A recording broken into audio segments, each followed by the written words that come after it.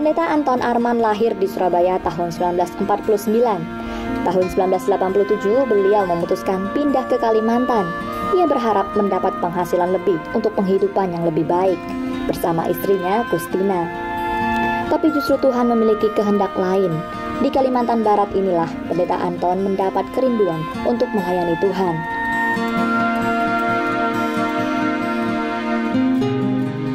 Meskipun mereka bukan orang asli Kalimantan, namun Tuhan memberikan panggilan bagi mereka untuk melayani di tempat tersebut.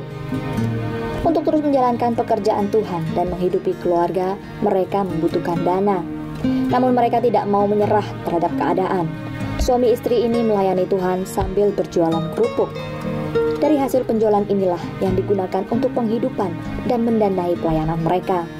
Bagaimana kisah perjuangan mereka? Nantikan perbincangan selengkapnya hanya di Good News Program. Tahun berapa transmigrasinya? Saya tinggalkan kota Surabaya pada tahun 86.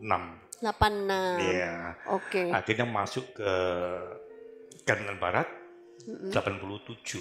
Nah, apa yang membuat Bapak waktu itu kok ninggalin kota Surabaya pindah ke Kalimantan?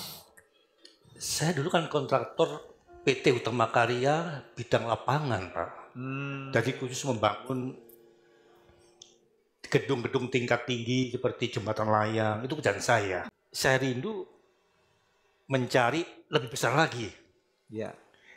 Melantau ke Kalimantan. Oke, jadi waktu pindah ke Kalimantan Barat tahun 87 ya? Iya. Itu tujuannya untuk mencari penghasilan yang lebih baik. Betul. Besar. Untuk Besar. masa depan yang lebih baik gitu ya. Iya. Tapi nggak taunya di Kalimantan Barat malah Jadi hamba Tuhan. Ya. nah itu piye ceritanya? Ceritanya sebenarnya ya. Jadi bapaknya bilang, udah saya keluar dari kota Madya, saya jadi pemborong aja. Dia langsung jadi pemborong. Akhirnya gini, saya ini diajak ke Kalimantan ini sebenarnya ndak mimpi, ndak terpikir. Loh, ngapain Pak ke Kalimantan gitu? Sudah di sini kan pekerjaan sulit, lebih baik saya pemborong, di sana masih banyak burungan. Akhirnya, loh Pak, borong pekerjaan ini aslinya pekerjaan apa? Ada pendeta yang dari Nias. Oh Pak Anton, ikut aja di Anjungan, ada proyek besar. Nanti Bapak dapat banyak duit. Kerjaan itu bukan kerjaan duniawi, tetapi pekerjaan Tuhan yang mulia. Saya ditampung di situ, disuruh masak.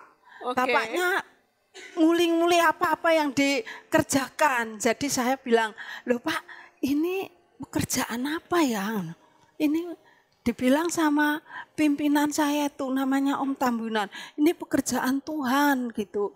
Pokoknya ibu ini nanti bangun di sini pastori, gereja, ruang dapur gitu. Oh, jadi saya membantu di sini gitu. Lalu bagaimana ceritanya sampai Bapak bisa mulai penggembalaan?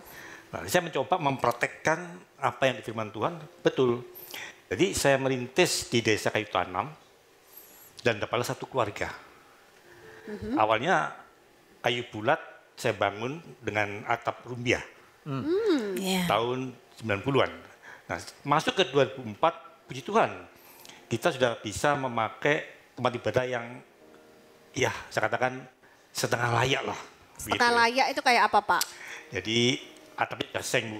Udah Sudah seng. seng dindingnya, bataku, saya yang ngerjakan sendiri, yang masang sendiri, istri Oh yang yang bantu. dulu kontraktor kok ya? Iya.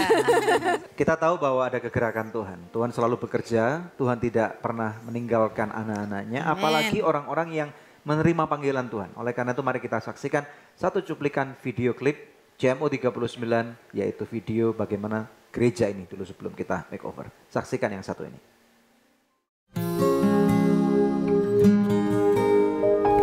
Pontianak merupakan ibu kota dari Provinsi Kalimantan Barat yang dikenal sebagai kota Khatulistiwa.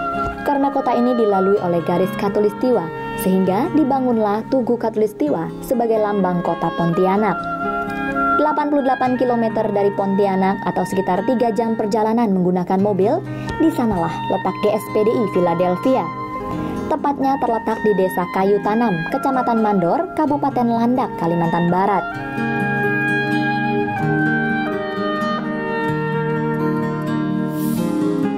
GSPDI Philadelphia di bawah penggembalaan dari Pendeta Anton Arman memiliki jemaat sekitar 24 kepala keluarga, dengan latar belakang pekerjaan jemaat yang merupakan buruh tani.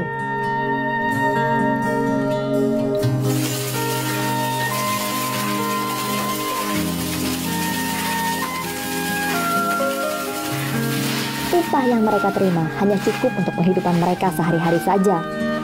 Sekitar tahun 2005, Pendeta Anton berusaha membangun tempat ibadah yang lebih permanen dengan ukuran 7x12 meter.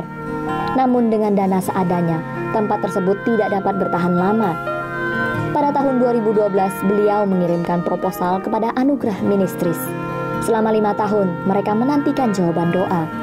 Bahkan, mereka sempat beribadah di rumah-rumah selama 2 tahun. Hingga akhirnya, pada tahun 2017, kami menetapkan GSPDI Philadelphia sebagai proyek CMO ke-39.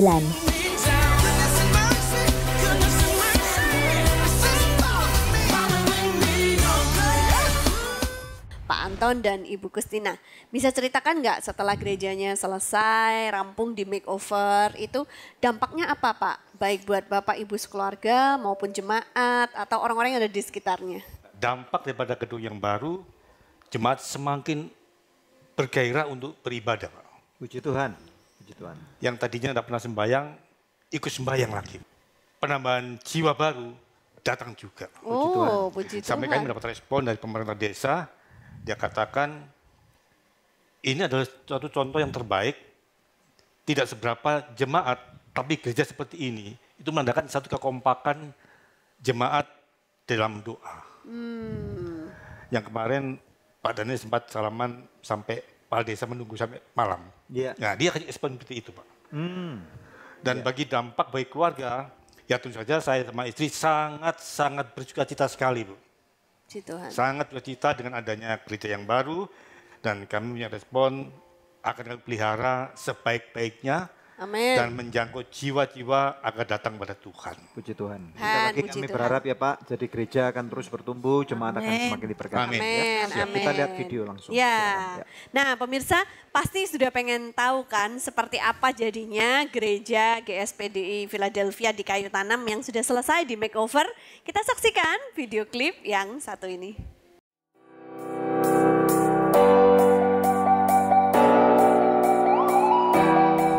Segala kemuliaan bagi Tuhan. Akhirnya pada 20 Januari 2017 dimulailah proyek CMO ke-39 ini.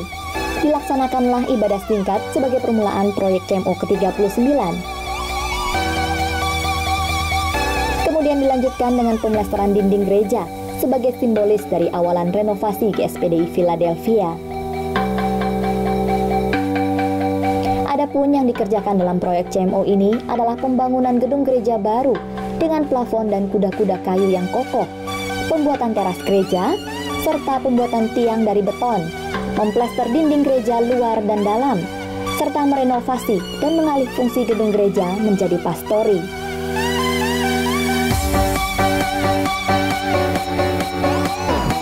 Setelah melalui proses pembangunan kurang lebih 5 bulan, akhirnya selesai juga renovasi GSPDI Philadelphia. Namun, peresmian baru kami adakan pada Senin 9 April 2018. Terima kasih atas antusiasme yang sudah diberikan kepada seluruh jemaat, ya, dari seluruh jemaat kepada kami dan juga dari Pak Anton bersama dengan seluruh tim yang ada. Pertama-tama saya mengucapkan selamat karena gereja Anda sudah selesai. Ya, demi kemuliaan nama Tuhan Yesus Kristus, kita masih bersama-sama, ya.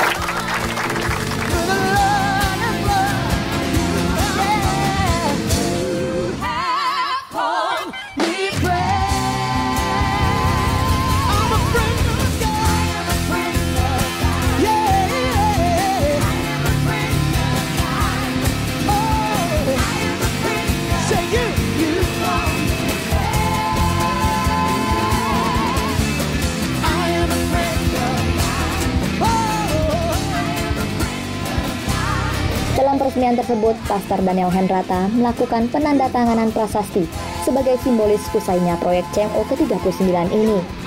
Di atas batu karang yang teguh, GSPDI Philadelphia, di Desa Kayu Tanam, Kalimantan Barat, dibangun bersama oleh anugerah ministris dan partnernya bagi kemuliaan Tuhan Yesus Kristus dalam program Church Makeover 39.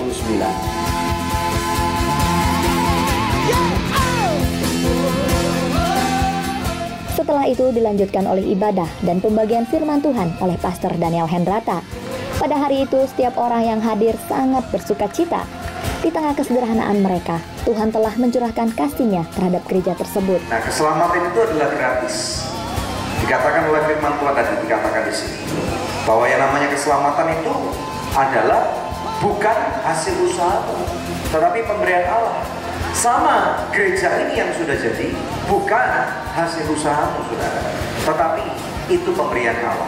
Terima kasih kepada para partner dan sponsor yang telah menjadi perpanjangan tangan Tuhan bagi proyek Church Makeover ke-39 ini, sehingga pembangunan berjalan lancar hingga selesai. Tuhan Yesus mengasihi Anda senantiasa.